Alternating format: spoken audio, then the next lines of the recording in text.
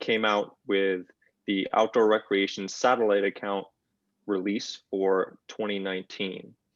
So today's presentation will be taking you through that, our new release, talking about some Alaska updates. And just a little bit before we get started, I wanted to give you some background on the Bureau of Economic Analysis, or BEA. We're the agency that puts out the official measures of the US economy in terms of GDP, personal income, lots of different statistics, both at the national level and the state level, and down to even the county level. And so traditionally, this economic measurement has been on the basis of industries. So, we break down the economy into industries that everyone talks about, construction, manufacturing, mining, lodging, restaurants. And, that has satisfied our data users' demands for a long time. But recently we have started with this satellite account viewpoint, as we call it. And what that is isolating certain sectors of the economy that people don't traditionally think of it in this economic measurement framework. And so one of those satellite accounts is the outdoor recreation satellite account. And really what it is taking all the different parts of these industries, like construction, manufacturing, lodging, hunting, etc., and putting them together into a cohesive piece of data that people can look at. And so I think Lee is going to share my presentation for you all to see, and we'll go through what you can do with this account and how it can be potentially both interesting and useful for you. Yeah, just bear with me for a second. I'm not sure where that thing went to.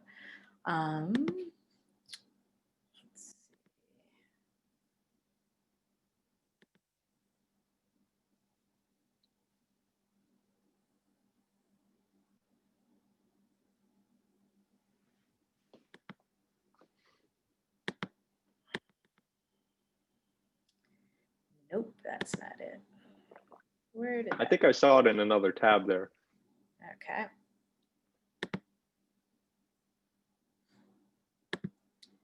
Just a moment.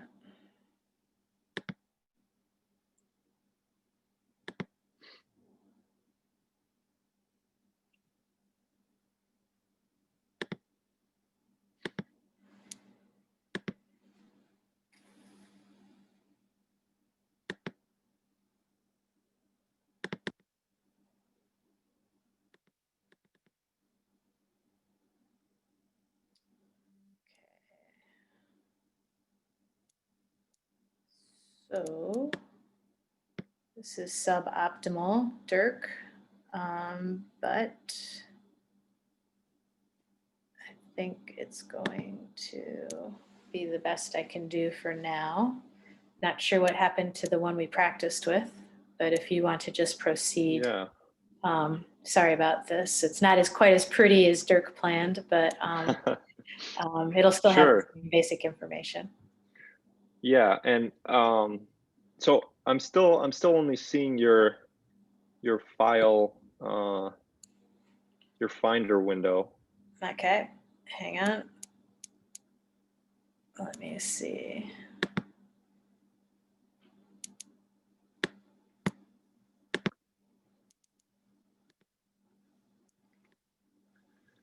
And while Lee is working on that, I can sort of get into the presentation in the parts that I can sort of talk through.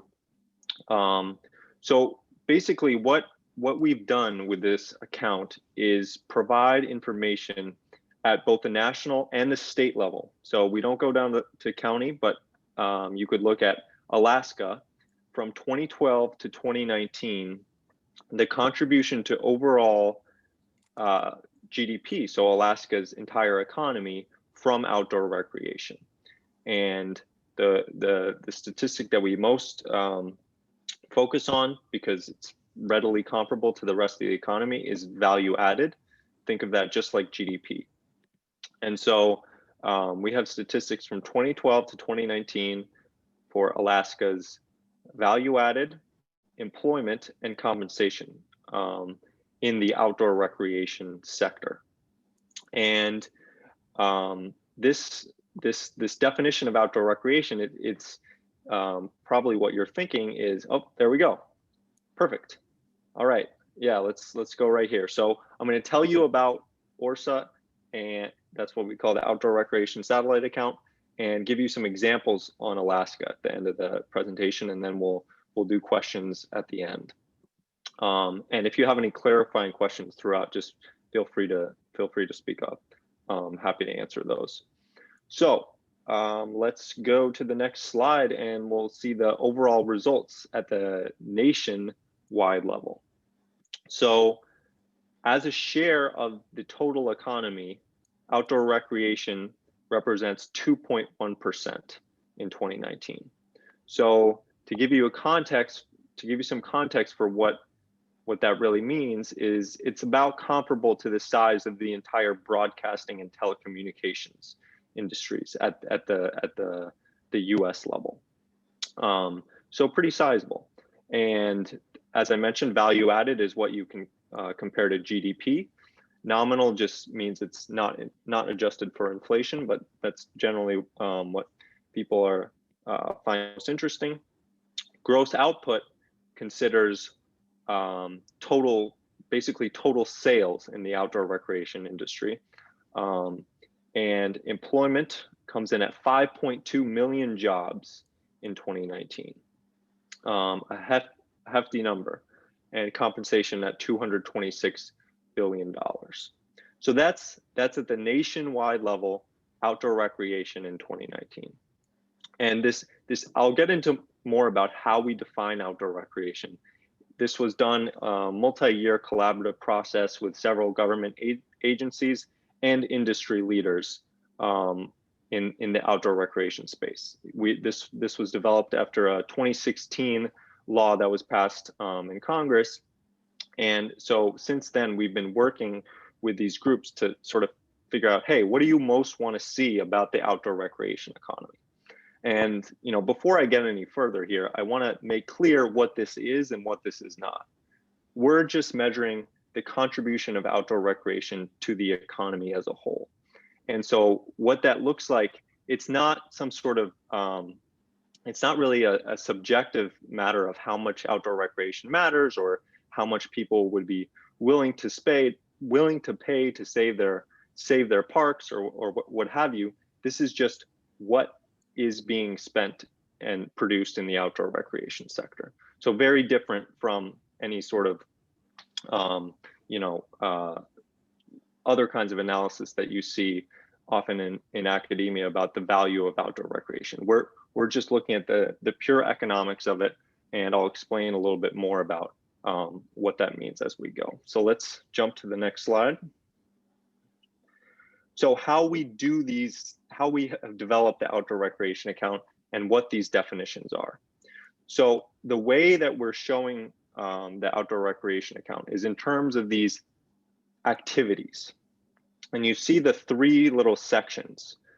We have the conventional outdoor recreation activities on the left, other outdoor recreation activities in the middle, and supporting on the right. And so when I say that 2.1% of the entire economy, that's all three of them put together. But we wanted to allow for flexibility in terms of how data users would like to learn about outdoor recreation. You can sort of pick your own definition. If you want to be really strict about only including, really obvious things like bicycling and skiing and hunting, that's on the left. If you want to be a little bit more generous and include the things in the middle, you can do that. And then importantly, the supporting activities also play a really big role, especially in Alaska, with government expenditures on national parks, state parks. This also includes the travel and tourism involved with outdoor recreation. So this is sort of showing you how, and all data on all these different activities is available. At the end, after the presentation, hopefully we can show you a little bit of what you can do with the data on our website. Next slide, please, Lee. So to give you an example of what we mean when we're saying the outdoor recreation economic contribution of these activities, we're measuring all the production and sales involved in all the different aspects of a certain activity. So to take one example, bicycling. What are we measuring here? We're measuring the value of production of bikes, of bike accessories, bike parts, helmets, footwear, gloves, and then the services side as well, bike rentals, bike repairs. This is all added up. We have really detailed data, from the BEA's internal systems on how we're measuring the entire economy. That's another thing I want to make clear. With one of the reasons why I think this account is valuable is we're measuring outdoor recreation in a very, very similar way so that you can compare it to the rest of the economy. So some of what data users had been frustrated with in the past before we started doing this work is, you could read a report here about this state or a report here about this activity, or maybe there'd be something at the national level, but it's not necessarily the same methodology in measuring outdoor recreation as everything else. So it's hard to make those comparisons. With what we're doing here, we're measuring everything in the same way. And so those comparisons are a little easier to make. And I'll show you some of those specifically for Alaska in a few slides. Let's continue. So at the national level, a couple more things at the national level, and then we'll get into Alaska specifically. Some of those conventional activities that provide the largest contribution to the overall activity are boating and fishing, RVing, and hunting, shooting, and trapping. So those are three of the conventional activities those are the three conventional activities that provide the largest economic contribution. And remember what's being captured here. It's the manufacturing of boats. It's the wholesale and retail of boats. It's even the gas involved in boating, somebody's powerboat or somebody's RV. We're measuring all the different parts of the activity and then adding them up to make pie charts such as these. And again, all this data is available on our website for you to download and even map. So let's continue to the next slide. At the state level, we have now official statistics from 2012 to 2019. In Lee's introduction, she mentioned that I had worked on the prototype statistics, and I should change that bio because now we have the official statistics. Last year was the first year we had these at the state level, and so after a period of public comment and feedback from data users, we've made these into official statistics. I mentioned we have this value added, which think of that as GDP, by outdoor recreation activity, and then by these traditional industries that I talked about before. So manufacturing, construction, mining, utilities, those kinds of things. You can break down outdoor recreation into those industries. And then compensation and employment, again, at those industry levels. So that's what's available now. Next slide.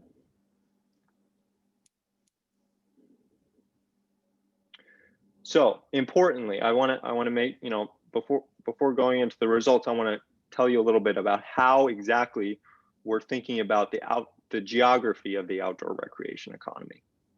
The way that we measure the outdoor recreation economic contribution is by place of production of anything related to outdoor recreation. So importantly, this is different than if we were to do it by the residence of the consumer. Okay, so when somebody is buying something in a different state than where it was produced, you have a tough decision about where to count that. So we're doing that production-based accounting. And so one example of this would be, say that somebody is, we're talking about skis, okay? So we want to count all the different parts of the skiing activity. So the skis might be manufactured in, say, Tennessee, And then a wholesaler is located in Kentucky and they get them across the country.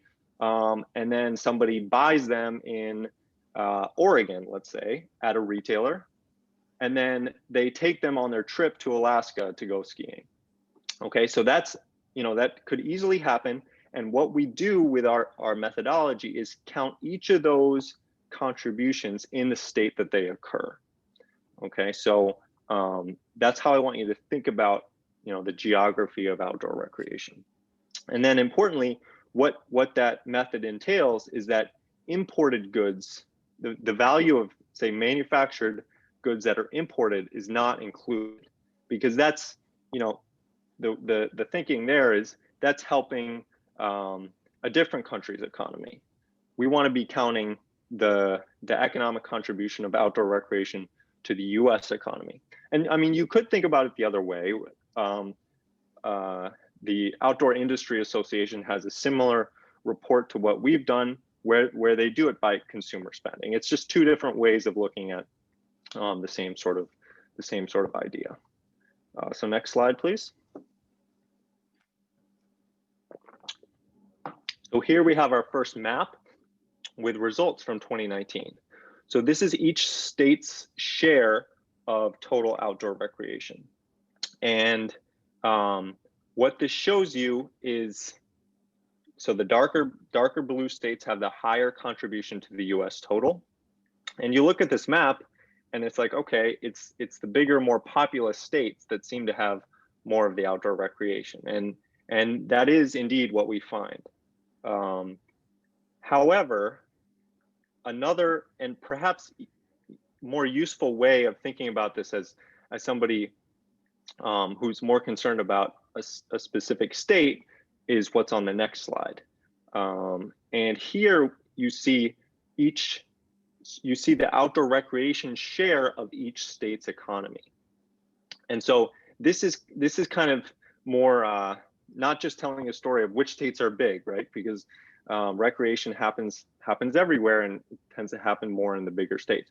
But when you look at how much does outdoor recreation matter to each state's economy, this is where you see states like Alaska stand out. Hawaii comes in number one there at 5.8% of Hawaii's economy is outdoor recreation. Where I am right now, Washington, D.C., comes in at the bottom, 1.1% of the economy is outdoor recreation. Makes sense. It's just city everywhere you go around here. But basically, what I think this is perhaps your most useful map in showing where outdoor recreation really is helping a state's economy. The Mountain West shows up, the Northern New England states show up, Florida as well.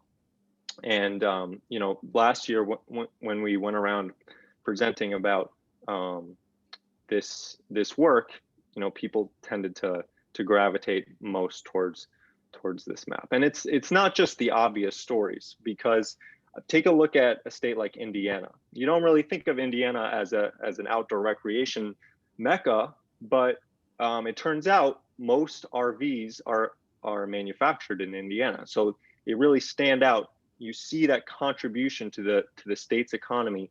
Even if someone is taking their RV to the Grand Canyon or something, likely that was produced and is creating jobs in Indiana. And so that's what we like about this account. Let's go to the next slide. Dirk, can I ask a quick question? Yeah. Sorry for the interruption. You're doing a great job. No. I was curious about the data. I just have to say it's triggering like electoral flashbacks for me right now, but I'm pushing through that. But is there any way to create another, you might already have this, but to create another visual that differentiates between production and consumption?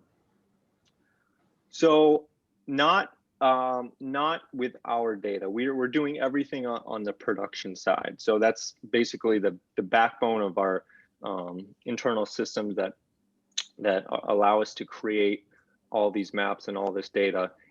We're doing everything on that production basis. I mean, I guess going to the Outdoor Industry Association's report and comparing the two tells you a little bit about, where people are potentially buying more rather than producing more. So I haven't checked theirs in a while, but I think the more populous states is where more of that spending happens. So they show up higher in the OIA report, but don't quote me on that because they also treat imports differently.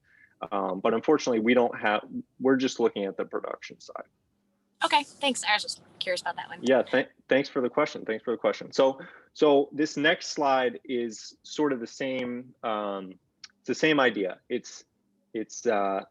But it's jobs. So outdoor recreation jobs as a share of a state's jobs. And so you see here again, the same, quote unquote outdoorsy states really standing out again. Alaska's up there, and the numbers are sort of higher across the board for jobs as opposed to value added. So I like to let people stare at the map a little bit. I always like to do that, although that's true. You might be having flashbacks to a couple weeks ago now. But yeah, remember the darker states are in the top 10. Okay, let's go to the next slide.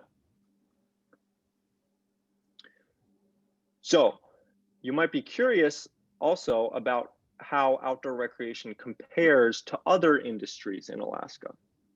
And Lee, oh, just lost it, Lee. Yep.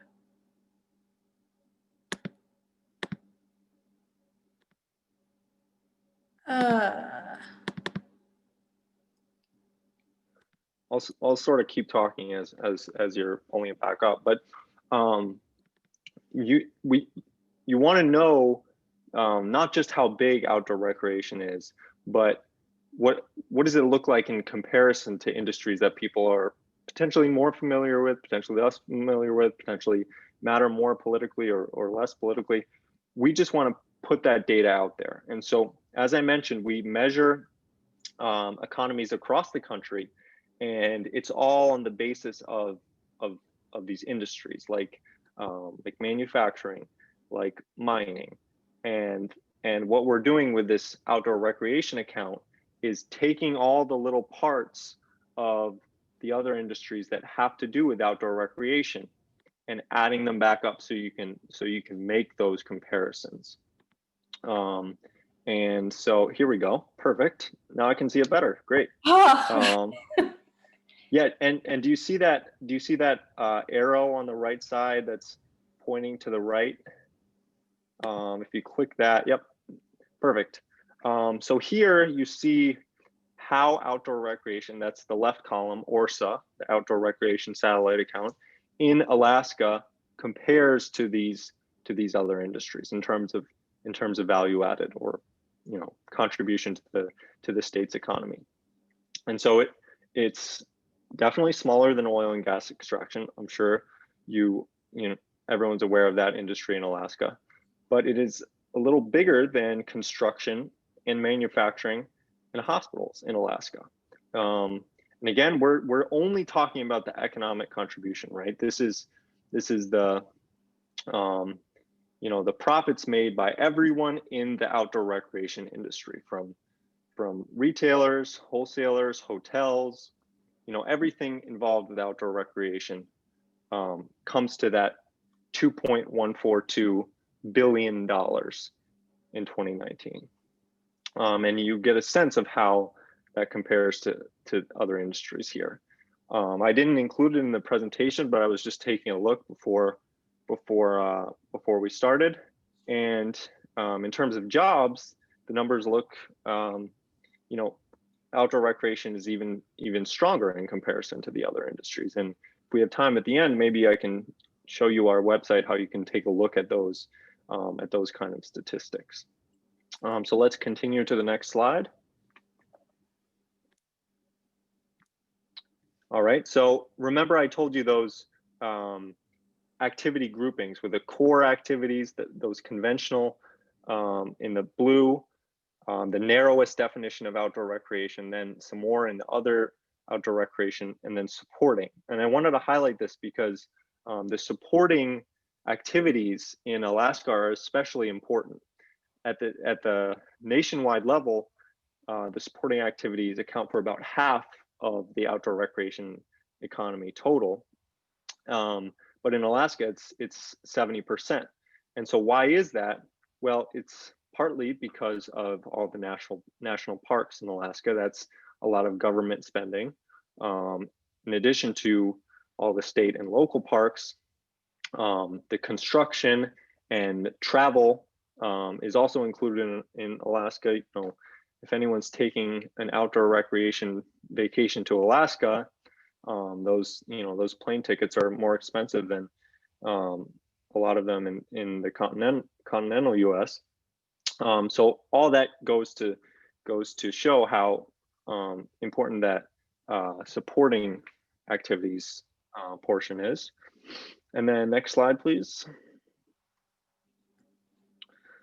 Here are just some more comparisons. I've made similar versions of this presentation before where, we're talking about Utah, for example, and then have a few other states that are, sort of quote unquote similar to Utah. And for Alaska, it's a little harder to pick out similar states. You guys are very unique, but here were a few that we chose and how the conventionals differ across states.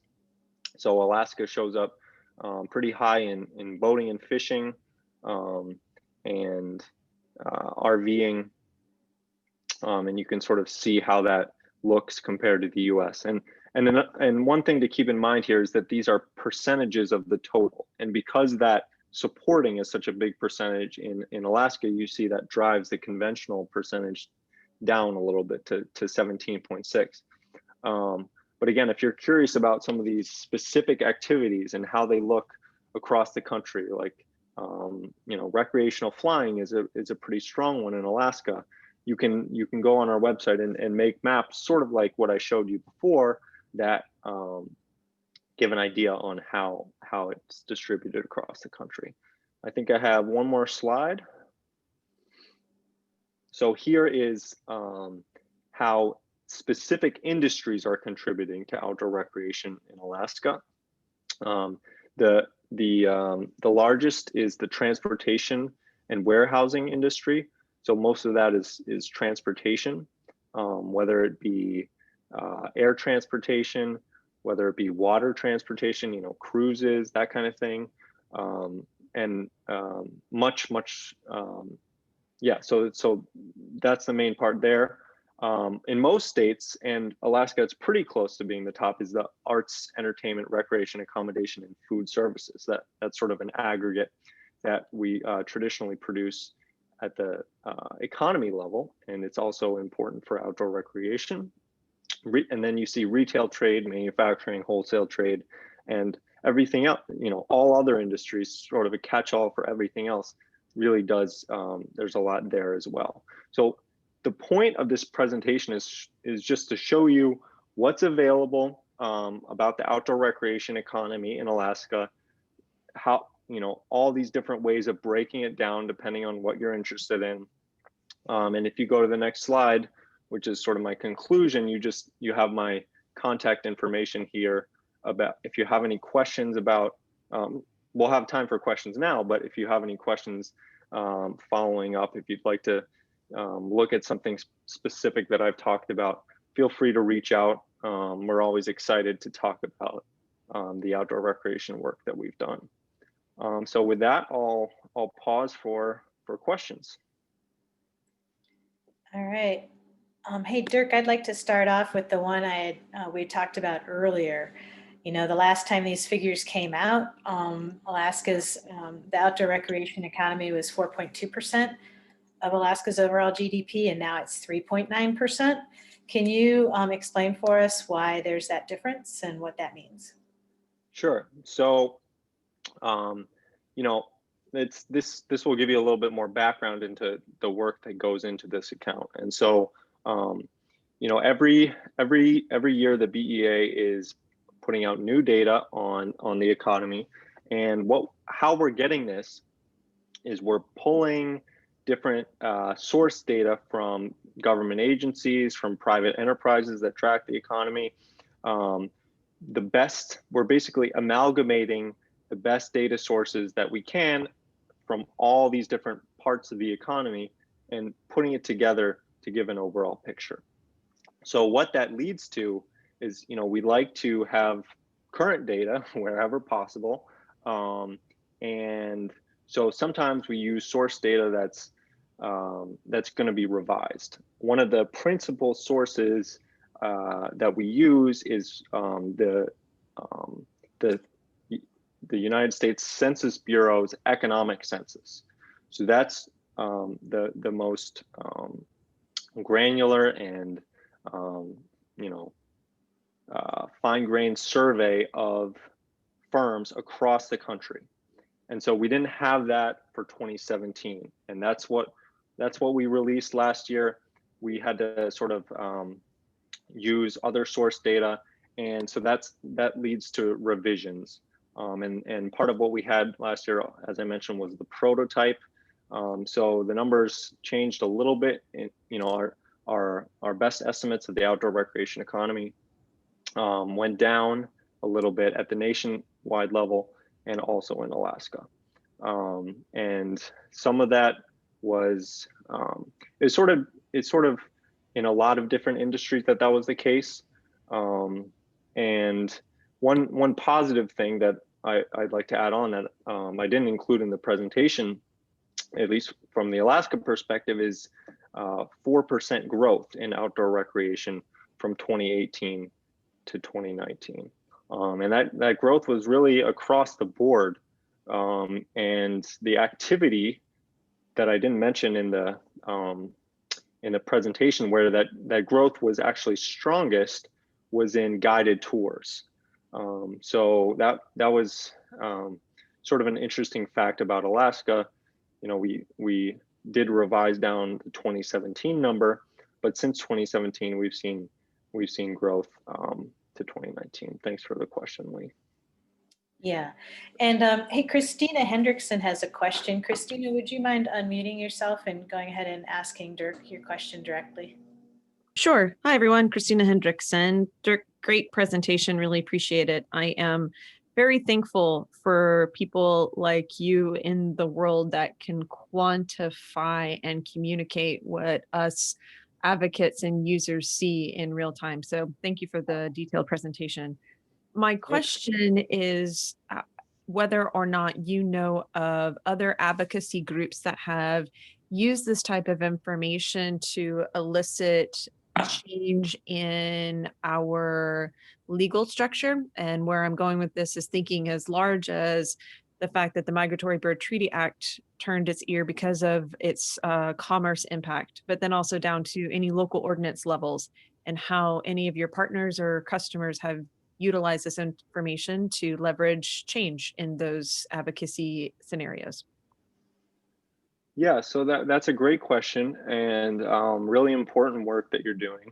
I think, most of the questions and outreach that most of the questions that we get, and most of the people who are using our data are generally, industry groups. And so it's sort of like, they want to know how big their portion of the economy is.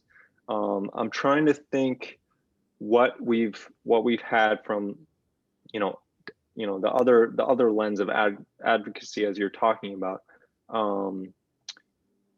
I think there was a group in New Mexico that was lobbying for more funding for parks, and they used our statistics to sort of say, like, hey, this is an important part of the economy too. There have been, let's see, I'm not thinking of any others off the top of my head, but I know there have been some. And that's really our goal, is to provide, we're obviously, nonpartisan, and we're an agency in the federal government, but we want to provide people with statistics and data that they're interested in and then they can use for their purposes. So please, reach out and if you send me an email, I'll probably be, and I have some time to think about it, I'll probably be able to connect you with a few other groups that have been doing the kinds of things you ask. So yeah, thanks for the question. Thanks, Dirk. I appreciate the detailed answer. Are there other questions out there? If you'd like to ask a question, you can go ahead and unmute yourself.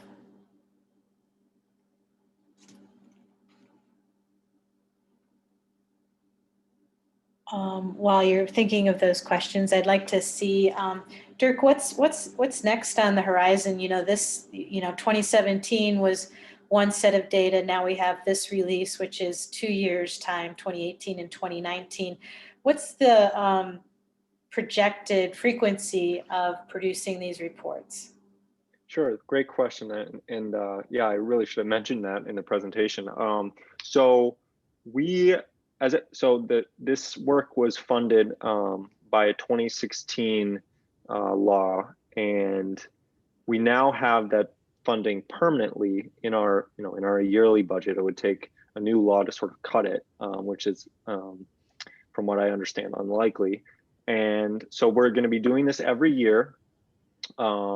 About this time, probably October, November, every year we'll have data on the previous year. So, and this year sort of follows that pattern. November 2020, we published through data through 2019. November 2021 will be, we anticipate lots of interest about what's going on in this pandemic time period. We're not able to say anything right now about how the pandemic has affected outdoor recreation because we just don't have that up-to-date source data yet. There's tons of stories about businesses that are being affected either positively or negatively. And obviously lots of interest. That's the number one question that we've gotten, and caveat that we've had to give is that we don't have 2020 information yet, but we will again about this time next year, and each year forward the plan is to continue that trend. And speaking of trends, from an analyst standpoint, how many years qualify to make a trend? Because we only, our industry, this is only, I think, the second big data release, right? In other industries like automotive or construction or hospitals, they'd have dozens of years of data to look at. And so, we're very new. How long will it take for us to start to say, oh, this is a trend, or is that possible right now? I think it is. I think it is possible. We've published data now from 2012 to 2019, and so it's 9 years that, or sorry, 8 years that you can look at and see how things have been evolving. So it's there's been discussion about publishing further back. We'd have to look for new source data in a couple of areas, but that might also be on the horizon, going back previously. And so I think, but even as of right now, you can see what's happening both in your state or at the national level for a given activity or for jobs, whatever. We put a lot of data out there. So and I'll let's see, I want to be able to show people how to look at some of this. Are you able to share your screen, Lee, and pull up the BEA website? I probably can. But you're able to share your screen as well. Oh, you're on that. Yeah, we already got that. I'm, right. I'm on my iPad. Let me see. So. Let me see if I can do that. Let me pull up. I'll be right there. Let me get the BE. And if anyone else has more questions as we're doing this, please go ahead. Yeah.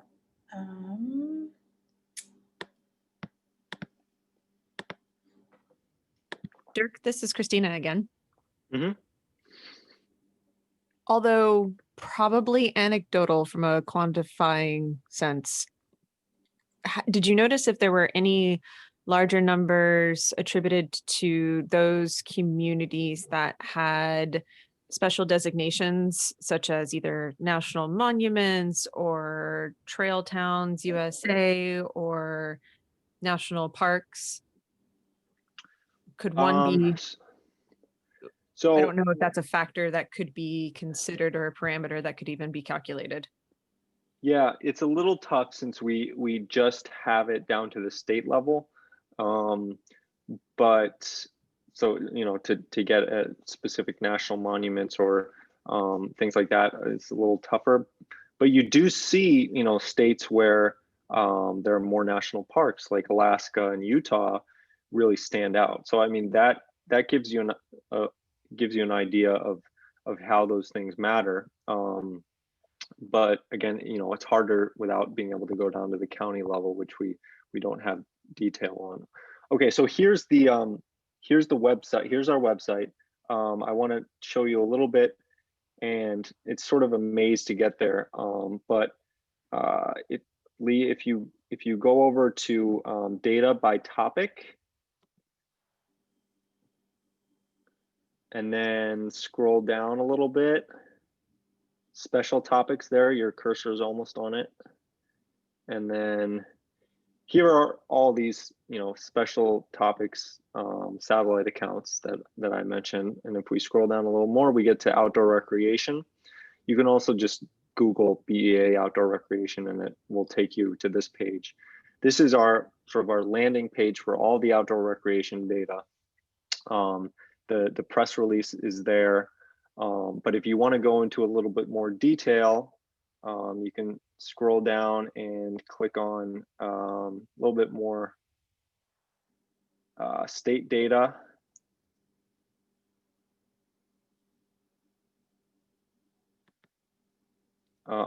Actually, so there's a lot here. If you click on that state data, you can make maps and do lots of things. I won't take you through all that now, but Lee, if you click on browse the map, that orange button, this first, you know, just shows you what sort of a similar version of the maps I did before, and then you can click on any state that you're interested in and get a PDF summary sheet, we call it, about outdoor recreation. It gives you something, you know, a little more shareable if you don't want to get into all the Excel charts and, you know, all that. You can look at, here's some trends in terms of outdoor recreation, how states look compared to the US. I will say, maybe a little unfortunately for Alaska, the way we've done the rankings in these sheets is just based on your total. And since Alaska is not a very populous state, obviously, it often doesn't look so great in the ranks. I also, you know, I sort of wish we had done this based on percent of the state economy that is outdoor recreation, and then you know, states like Alaska look a little stronger. But here, you know, it's just some hopefully valuable information for you if you want to use these numbers and part of your advocacy, or, you know, however you want to use them. I think hopefully this is valuable, and please again reach out if you want to know a little bit more about what we have. Is there anything else? Um, And I mean, also, I just want to add, I think I made clear at the beginning, but we don't just have outdoor recreation. You saw on our web, on the homepage right now, was our county personal income. So, you know, if you just want to know about your county or your state's, you know, economic data, we're the name of the game. and Dirk, has there been any request for sharing presentations like this from any committees or members of Congress, or was there a press briefing for them on this, or who's been beside? I know that some of my peers doing this work in other states have asked for this. How about some of our actual legislators? Yeah. Well, obviously, you know, some of them had to be involved to get this law passed in 2016. I think a senator from New Hampshire and Ohio were sort of the driving forces there, if I remember correctly. And last year, when everything was a little bit more normal with the release of this data, the prototype state level data, we had an event on Capitol Hill, and I think it was Senator Shaheen from New Hampshire was there, and yeah, it was cool to be able to present what we had done at that venue, and I think it was. I mean, I hope I'm not speaking out of turn that I think some of this data was useful in some of the legislation that was passed this year about funding of maintenance of parks and that kind of thing. People like to use our numbers. They'll say outdoor recreation is a huge part of the economy, and then whatever else they're going to say. So hopefully it's had an impact. We definitely get lots of questions coming in from data users, and it's fun to be able to talk about this very dynamic sector of the economy. Hey Lee, it's Lori. Hi, Lori. Oh, and my dog. So I'm Lori. I'm in Sitka, and with everything that's been happening this year with COVID-19 and changes in the way people are traveling and spending money, and when do you foresee that there might be updated numbers available so we can see the impact of this past year versus a normal year? Yeah, that's a great question. It's really the $1 million question, and I think it's not going to be our data will not be updated again until November of next year. So we're a little bit slow in terms of getting source data from all these different parts of the economy, all these different parts of the government put together into this unified framework, and it'll be about November of next year. Is that for all of these reports that we see available here on the site? That's just for the outdoor recreation. Okay. So we there's a varying time lag, but we do have data on the pandemic period already for the overall economy, just not that outdoor recreation breakdown. And so is that available right now on that site? Yeah, that's available on bea.gov. Yeah. I think if you look, not exactly sure where it is, but if you click around latest releases, we had the second quarter. Obviously, the economy shrunk a whole lot, and the third quarter came back not quite to where it was before. Obviously, we're still not doing so great as overall, but yeah, that data is available now. It's just the outdoor recreation breakdown that I'm speaking of that won't be available till next November. Okay, thank you. Yeah, great question.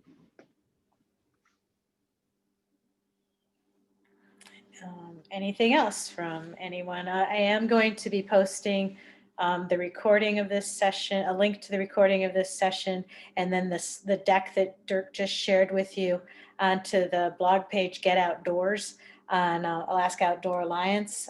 If not by the end of the day, then it'll for sure be up first thing in the morning.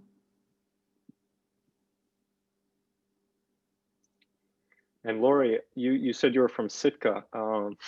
Just a random aside. I signed up for a salmon CSA, Sitka salmon shares, and I get frozen salmon sent to me all the way from Alaska, and it's been amazing. So thanks to your community for that. Yeah, Salmon Shares is a really great program, and it supports the Southeast Alaska fishery as well as getting fresh fish out to people anywhere they want. So I'm so glad you enjoy it. Yeah, and I'm glad to hear that it's a good overall program. I mean, I love what I get, and I'm telling all my friends about it. So.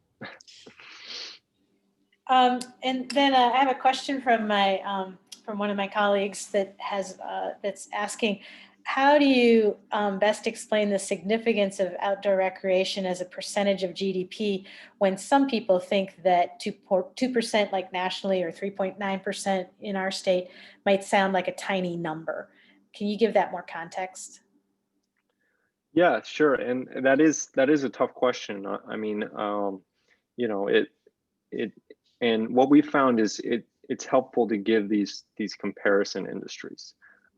So going back to the presentation, I mean, at the national level, I mentioned that it's about the same as broadcasting and telecommunications, and that includes, you know, Verizon, AT&T, all, you know, all the TV networks. You know, people know that those are big parts of the economy, and comparing, you know, the numbers, you know, a big number here, a small number here, it's sometimes hard to conceptualize, but the comparisons are what I think and what I've found that users really find to be most valuable. And for Alaska specifically, we made those comparisons, and for, you know, outdoor recreation was slightly bigger than construction and manufacturing, and you know, I think that's probably your best bet, is to do those comparisons, so you don't have to worry about how big is that number exactly. You just compare it to something else tangible. And And I'll just add one more thing there on the at the national level.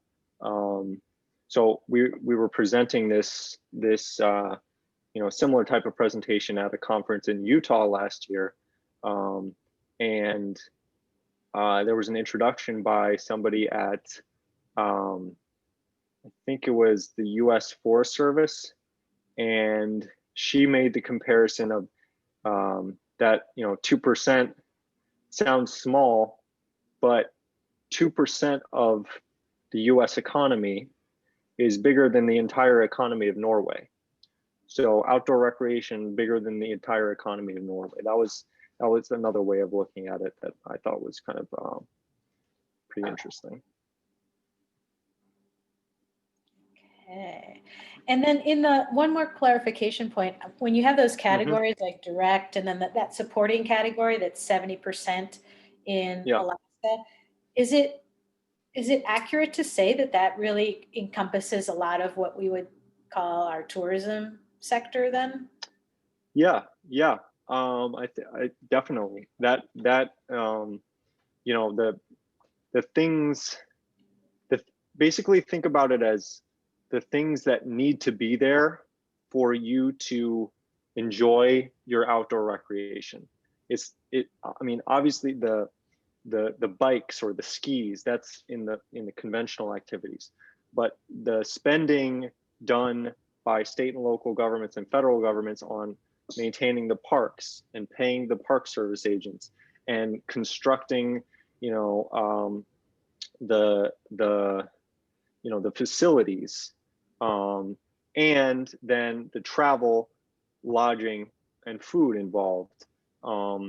That's all in that supporting group. And so because the other interesting thing when we're talking about the economic contribution of outdoor recreation is that doesn't always align with people's experience, right? If you have, you know, just take the example of going for a hike in the woods. You buy your hiking shoes, that counts for outdoor recreation, but maybe you have those for 3 years. And so you're enjoying the outdoors, but that contribution to the economy is not necessarily there. And that's why we make that caveat. We're just measuring the economy, not the importance of outdoor recreation, but the importance of the outdoor recreation economy. And so when you're going for a hike in a park, that might not be there, that economic contribution might not be there, but you still want to think about the spending done by you know, state and local agencies, federal agencies, as I'm saying, to make those facilities available. And yeah, so it's just lots of different perspectives that you want to take into account. All right, thanks. Well, we've hit the 3 o'clock or the 1 o'clock mark. And so with that, I wanted to apologize to Dirk and to everyone for whatever technical glitch that was that messed up the smoothness No of worries. sharing that deck with you all. I had it rehearsed well before, and then I don't know, it went poof and something crazy happened. So I apologize for that. It will be posted to the AOA website as well as the link to the recording for this. You have Dirk's contact information for direct follow-up with him on your questions. And I want to thank you for your interest in this. And Dirk, thank you for spending time with us today. Yeah, thank you all for your very interesting questions. I'm glad to have the opportunity to present. Thank you very much, Lee. Thanks. Bye-bye. Bye.